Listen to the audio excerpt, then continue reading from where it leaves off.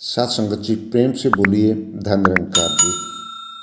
सात संगत, इस शब्द के माध्यम से सतगुरु बाबा अवतार सिंह जी महाराज ने ये समझाया है कि ਨਿਰੰਕਾਰ ਨੂੰ ਜੋ ਪਹਿਚਾਣੇ ਜੂਨਾਂ ਦੇ ਵਿੱਚ ਆਉਂਦਾ ਨਹੀਂ, ਨਿਰੰਕਾਰ ਨੂੰ ਜੋ ਪਹਿਚਾਣੇ ਮਰਨੇ ਦਾ ਦੁੱਖ ਪਾਉਂਦਾ नहीं। कि जो व्यक्ति अपने सतगुरु से इस निरंकार परमपिता परमेश्वर को जान लेता है तो उसका जो ये 84 का चक्र है वो स्वतः ही समाप्त हो जाता है। क्योंकि जब वो सतगुरु के बताए अनुसार जीवन यापन शुरू कर देता है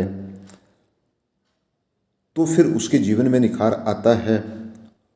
और क्योंकि पूर्ण सतगुरु के पास ये ताकत होती है, वो स्वयं ब्रह्म का साक्षात रूप होता है, स्वयं ईश्वर का साक्षात रूप होता है। जब एक जिज्ञासु सतगुरु के चरणों में समर्पित होकर अपने अच्छे और बुरे दोनों ही कर्म समर्पित कर देता है, वो व्यक्ति स्वयं कर्म बंधन से मुक्त हो जाता है। और फिर उसका ये आना जाना जन्म मरण का चक्कर समाप्त हो जाता है। और इस प्रकार से फिर उसे ये मरने का कोई दुख, मरने का कोई डर नहीं रहता है, क्योंकि वो सहज अवस्था को जीते जी ही प्राप्त कर लेता है। अगली लाइन में समझा रहे हैं कि निरंकार ਨੂੰ जो पहचाने हरदम रहंदा ए मसरूर। निरंकार ਨੂੰ जो पहचाने उस दियां होण बलावां दूर।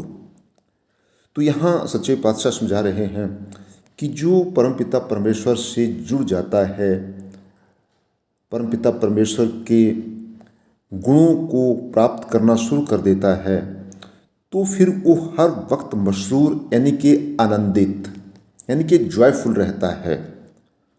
उसे फिर कष्ट का आभास ही नहीं होता और उसको सारे के सारे कष्ट स्वतः ही समाप्त हो जाते हैं।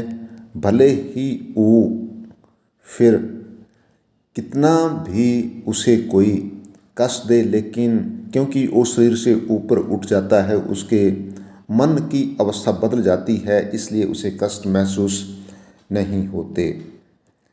निरंकार ਨੂੰ जो पहचाने दुख ना नेड़े आएगा, निरंकार ਨੂੰ जो पहचाने डर ओदा मिट जाएगा।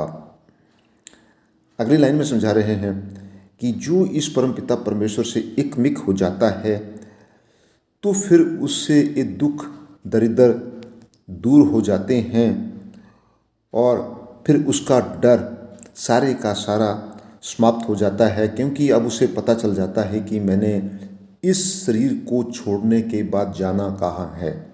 क्योंकि यहाँ सबसे बड़ी जो चिंता, सबसे बड़ा जो डर एक जीव को होता है वो यही होता है कि मैंने मरकर जाना कहाँ है, और यही उसे अपने मंजिल का पता नहीं होता। लेकिन जब सतगुरु से एक गुरसिख परमपिता परमेश्वर को जान लेता है और गुरु के कहे अनुसार जीवन को यापन शुरू कर देता है तो फिर उसका ये डर मिट जाता है।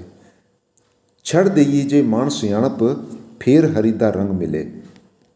इस लाइन में कह रहे हैं कि अगर अपना जो इंसान के पास चालाकियाँ, चतुराइयाँ, समझदारी, बुद्धिमानी, ये सारी की सारी चीज़ें हैं, अपने ऊंची पदवी का घमंड, ऊंची जाति का घमंड, ऊंचे घर मकान महल माड़ियों का घमंड, अपने जिस्म का घमंड, अपनी ताकत का घमंड, अगर ये सारा कुछ जो मानव है और सियाणप है, ये सारी चीज़ें अगर एक आदमी, एक व्यक्ति अपने मन से मिटा देता है तो फिर उसके बाद ही वो प्रभु से एकमिक की अवस्था में आता है। प्रभु के साथ उसका जो एकत्व का भाव है, उसका जो वननेस का भाव है, वो फिर स्थापित हो पाता है एक गुरसिख के जीवन में।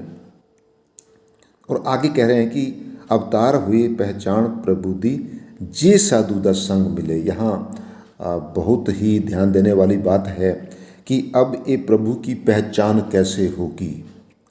तो हरि दुर्लभ नहीं जगत में हरिजन दुर्लभ हुए, यही बात यहाँ समझाई है कि अब प्रभु से एकमिक होने के लिए, प्रभु से मुलाकात करने के लिए हमें साधु का, हमें संतों का संग जरूरी है।